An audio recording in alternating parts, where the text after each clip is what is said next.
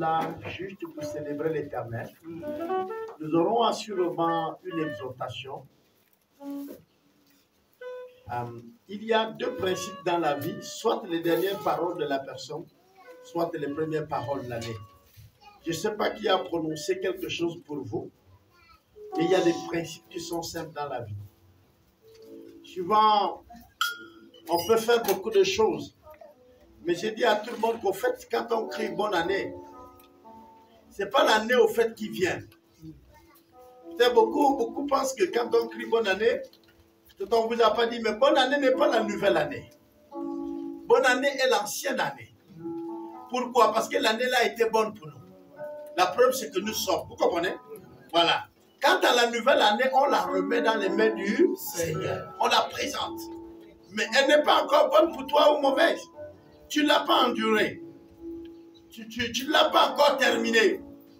C'est encore un mystère. Et la Bible nous dit que c'est chaque jour que Dieu renouvelle ses bontés pour nous. Chaque jour.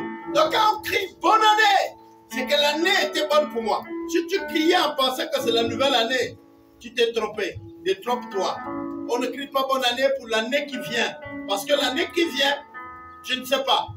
Pour les autres, ça fait un peu le repas, on mange, on boit. On dit merci pour l'année qui est passée. Il y en a ceux qui... Dieu a tracé en réalité le vœu de voir 2025, mais eux-mêmes, ils ont diminué ces jours. Vous allez dire, mais comment? Oui, on peut nous-mêmes faire le choix de ne pas voir les prochaines années ou le prochain jour. Il y a ceux qui font des tentatives de suicide. Et Dieu a fait grâce. Mais il y a certains qui se sont suicidés. Et puis, il y a certains qui se sont mis en régime suicidaire, même parmi les chrétiens, sans se rendre compte. Et souvent, nous sommes habitués avec... Je parlais avec un frère, il est à Libreville. Il me disait, papa, tu as vu le pasteur tel? Lui aussi, il a fait ceci, etc. Je lui ai dit, oui. Nous sommes souvent habitués quand les pasteurs crient et tout, et à la fin de tout, on ne comprend rien. En fait, on n'a rien saisi même de ce qu'ils ont dit. Dieu est bon, il fait du bien, il est physique, il est le Dieu merveilleux. Et puis nous, on est habitués à ça. Mais à la fin, tu as appris quoi? Qu'est-ce que tu as appris qui est venu comme booster ta foi, comme encourager ta foi? Rien. Mais on aime quand les pasteurs sont chauds, hein? Non, ils viennent juste nous blaser. Qu'est-ce qu'ils ajoutent dans le patrimoine que tu as? C'est-à-dire dans la connaissance que tu as de Dieu.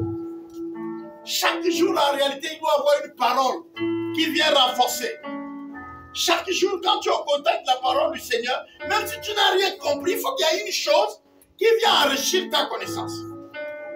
Mais s'il n'y a rien de ça, tu as donc le droit de réfléchir sur l'endroit où tu es. Comme je disais à un autre homme de Dieu qui parlait avec moi, il dit, je suis sur le point de vouloir commencer un ministère. Je ne sais pas. Je dis oui, parce que tu es habitué. Tu te fais des amis dans le milieu où tu es. Si Dieu t'appelle à commencer une chose, discute avec ton leader maintenant. Et présente-lui que tu veux partir. Parce que c'est à lui de t'accompagner. Vous voyez, parfois on ne comprend pas aussi ça comme ça. Mais je vais vous dire, une jeune fille veut se marier, un jeune homme veut se marier. Est-ce que les parents ont le droit de l'accompagner? Est-ce qu'il a besoin de la bénédiction de ses parents? Mais nous, on n'a rien compris qu'au fait, la séparation n'est pas la division. Et la séparation est normale. Elle doit toujours exister. C'est comme là où j'ai des fils et des filles ici. Quelqu'un peut désirer. Il dit non, en fait, mon âme est nourrie à tel endroit où je suis en train de faire un ministère. Je dois lui accompagner. C'est une obligation en tant que parent. J'ai failli à ma responsabilité si je ne lui accompagne pas. Ou alors l'enfant pêche s'il dégage lui-même sans pour autant chercher que les parents lui accompagnent. Très souvent, si l'enfant va comme ça, au fait, il n'y a pas eu mariage. Jusqu'à ce que même le père ou le nouveau mari qu'il a eu, on revient demander pardon aux parents. Vous savez que c'est comme ça que ça se passe, non? C'est compliqué. Mais c'est normalement ça. Et on peut comprendre pourquoi la plupart des parents, c'est difficile de lâcher leur enfant. Mais même quand c'est le cadre du mariage, Vous voyez les gens pleurer, non? Ta fille va en mariage. Ton fils, maintenant, il a une nouvelle femme. Il part. Toi, la mère, qui était habituée aux cadeaux et tout, eh bien, ton fils ne va plus te donner les cadeaux à tout moment. Il va donner maintenant son amour. Voilà, celle-là qu'il aime beaucoup, qui prend lieu et place de sa mère. Est-ce que vous comprenez? Qu'il appelle chérie, il appelle même ma mère. Et il y a des mamans qui ne supportent pas ça. Une des raisons où il y a certaines mamans qui s'opposent au mariage de leur fils. Vous savez ça, non? Vous savez que les enfants hommes, ils sont beaucoup attachés à leur maman. Hein? Voilà, et souvent, les jeunes femmes là, c'est souvent les mamans. C'est quand vous venez épouser le fils de quelqu'un, vous allez voir que votre beau-père, il est content. Parce qu'il fait partie de l'ogre qui crée même les problèmes dans son foyer là. Regarde, il est là, il donne souvent le cadeau à sa mère, il donne pour père. Bon, désormais, elle a mené aussi maintenant une personne qu'il aime et il veut former son foyer. Nous les hommes, on est contents parce que notre belle fille aussi va prendre soin de nous. De temps en temps, dit non, envoyer un peu à papa un peu de la nourriture. Là, non. Voilà. La séparation est difficile, mais elle doit arriver. Je vous le dis pourquoi. Parce que tout simplement, il ne faut pas qu'on reste dans l'histoire. 2024 était formidable. 2024 était extraordinaire. Non? Et puis on ne veut pas quitter. Non, il faut quitter. Nous sommes en train de vouloir écrire une nouvelle année. Là, le livre, le gros cahier qu'on nous a donné est libre. Et nous souhaitons écrire là-dessus. Et nous voulons célébrer le Seigneur. Amen, amen, amen. Donc ce soir, nous allons célébrer le Seigneur. Et comme on le disait, si tu as un cantique, si tu as une parole de connaissance, si tu as une révélation, sois libre. Tu as un témoignage, tu vas venir le donner. Nous voulons célébrer le Seigneur. C'est les chantres qui nous font une introduction, qui vont nous conduire dans les moments très suivants. Mais nous aussi, nous sommes dans l'obligation et dans la responsabilité de dire à Dieu ce qu'il a fait pour nous. Amen. Voilà. Donc nous voulons laisser les chantres nous conduire dans un temps de louange, vraiment de célébration. Et comme je nous disais, soyons simples, relâchons-nous. Si Dieu te demande de danser, eh bien danse. Si Dieu te demande de crier, eh bien crie. Alléluia. Amen. Soyons libres de célébrer l'Éternel. Parce que l'Éternel mérite d'être célébré. Et la Bible dit qu'il siège au milieu de quoi? La louange. La louange. Il faut ajouter la louange de son peuple. Ce n'est pas dans toutes les louanges qu'il vient. C'est dans la louange de son peuple. Amen, amen. Amen. C'est quand il est invoqué dans le chant, quand il est élevé, quand il est célébré, quand il est acclamé, quand il est élevé, là, il siège au milieu. Nous allons demander au chanteur de nous conduire dans ce temps de célébration. Et bien de temps en temps, chers chanteurs, vous allez me voir venir prendre le micro, c'est pour permettre aux autres de témoigner, de chanter. Amen, amen. Voilà. Chacun de nous, je chante vraiment du cœur, le merveilleux de mon Seigneur. Je sais ce qu'il a fait dans ma vie. Et je sais ce qu'il ne cesse de faire dans ma vie. Alléluia.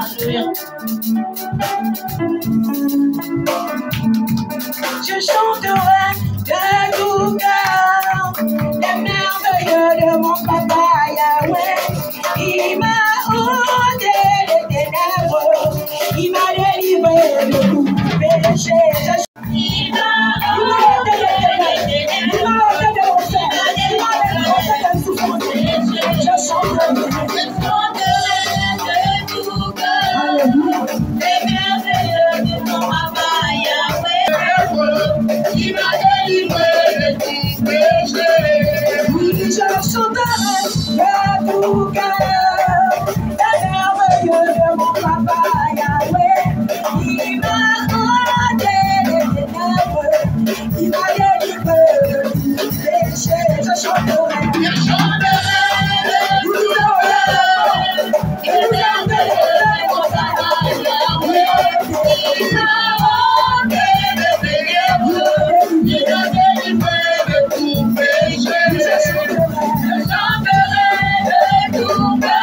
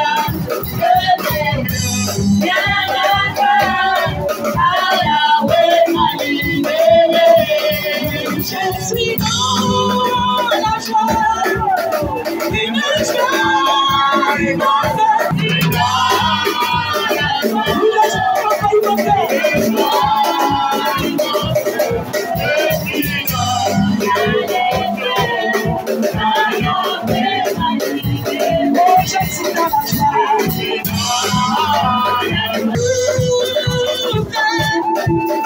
Ce qui peut me sembler impossible, tu es le Dieu de miracles, tu es la foi et l'oméga. Le Judas, celui qui prend le martyr, il me dit, il me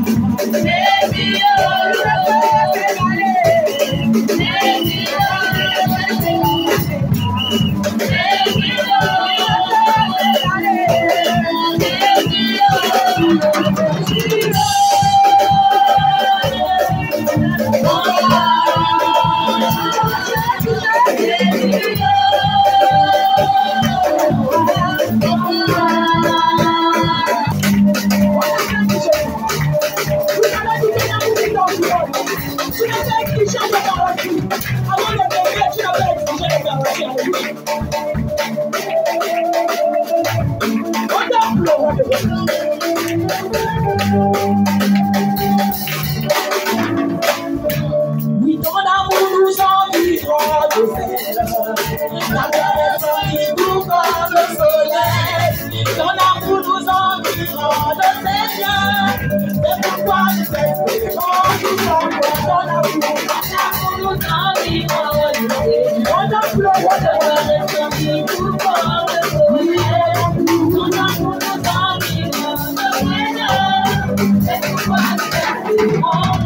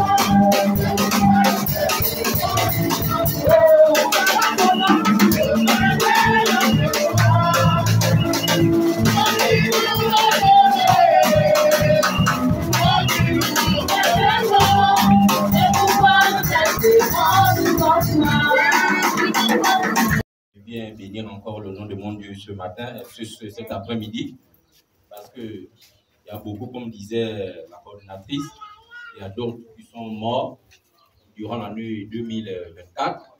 Et nous, il a permis que nous puissions encore nous retrouver en ce 1er janvier 2025. Amen.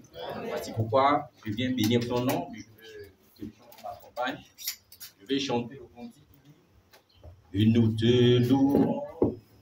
Tu es Dieu. Ah, c'est bon.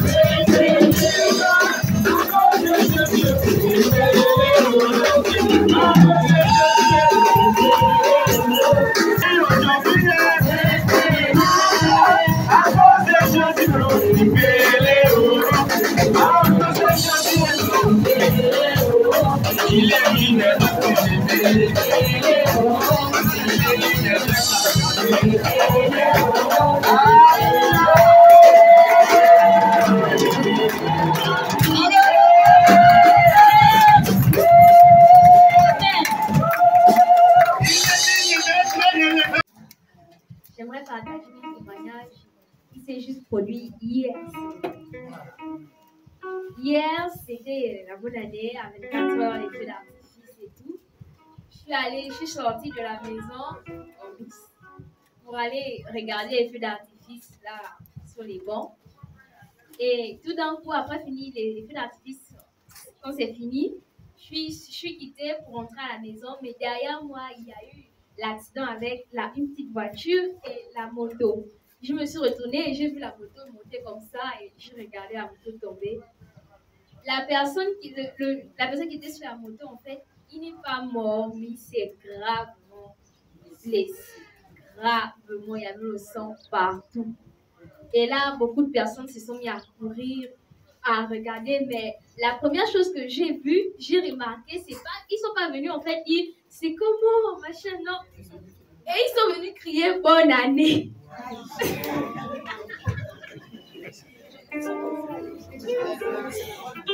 Ils sont venus crier bonne année et moi je me suis arrêtée en mode c'est pas le problème en fait. L'autre s'est blessé, il a presque une jambe arrachée et vous criez bonne année.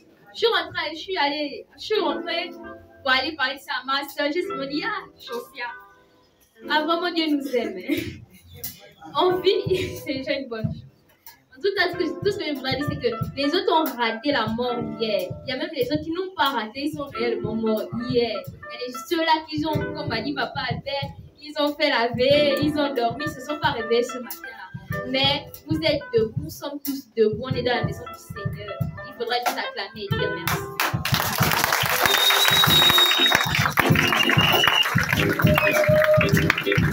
Ah, ok. Nous bénissons le Seigneur. On peut avoir une autre personne, n'est-ce pas? Ok. On a de quoi témoigner au Seigneur.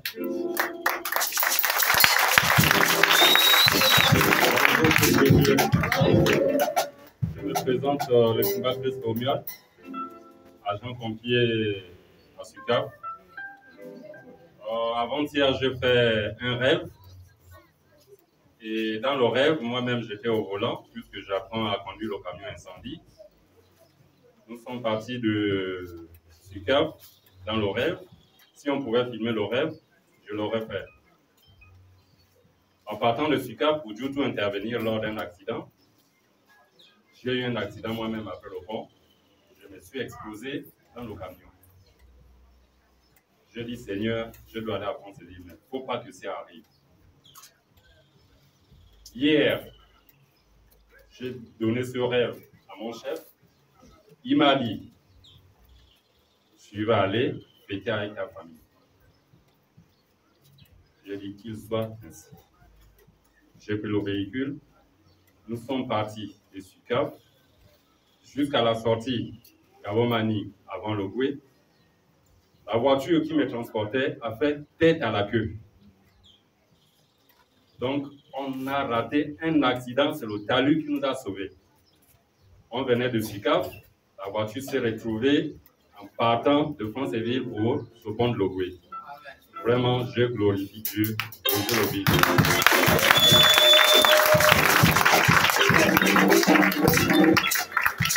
Maman Alice peut témoigner.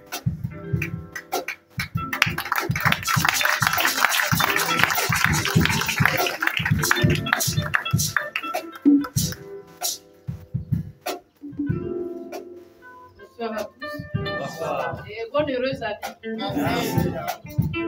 Je viens témoigner par rapport à mon grand frère. Je suis dans une famille un peu compliquée. Et c'est moi, Daniel, qui connais bien mon frère là. Il aimait tellement les femmes au point où un jour je dis à mon grand frère que tu vas te marier ici. Il me dit non, moi, mon mariage, ça a 90 ans. Je dis c'est fou. Il dit je fais d'abord la vie. Après, dès que je prends une femme, je mets dans la maison, là, je suis à l'aise. Et je lui ai dit que tu vas te marier à 35 ans. Et il est de 74 avec la poche. Et je bénis le Seigneur. Je donnais même des sujets de prière avec les mamans pour prier vraiment pour mes frères. Ils aiment tellement les femmes. Et aujourd'hui, je rends grâce à Dieu. Ce samedi, on applaudit. Samedi 28, il a fait les 3 étapes. Et il a eu ses 50 ans. Amen, amen. C'est bien. Je donnais la vie. Maman Alice n'est pas en train de vous dire quelqu'un qui est très, très, très bien organisé. Mais ce n'est pas quelqu'un qui était prêt à se marier. Quand on parle comme ça, là, vous ne pouvez pas imaginer de qui on parle. Il n'était pas prêt du tout à se marier. Même celle qu'il a mariée, là, il ne va pas se marier. Mais on était étonnés de voir qu'on a reçu les faire-part et les contributions parce qu'il s'est marié. Et samedi, il s'est marié. Alléluia.